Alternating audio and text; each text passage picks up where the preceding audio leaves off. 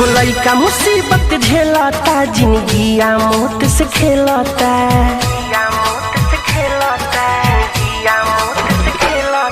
एगो लइका मुसीबत झेलता, जिंदगिया मौत से खेलता।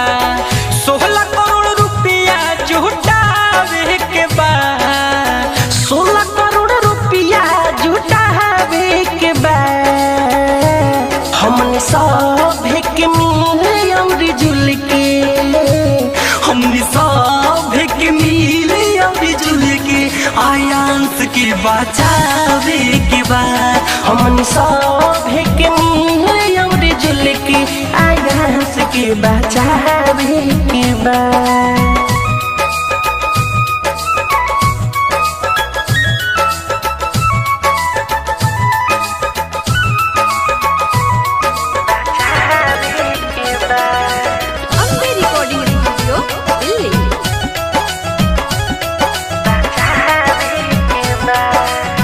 भले बाटे महंगा एक दबैया, रौदा सभे चाह दिन तो हो जाई रुपैया।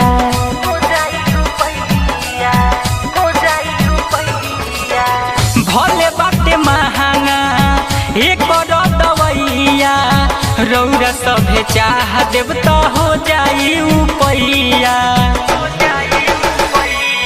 अरे इतने बस एहसान करी, जितना होखे योगदान करी।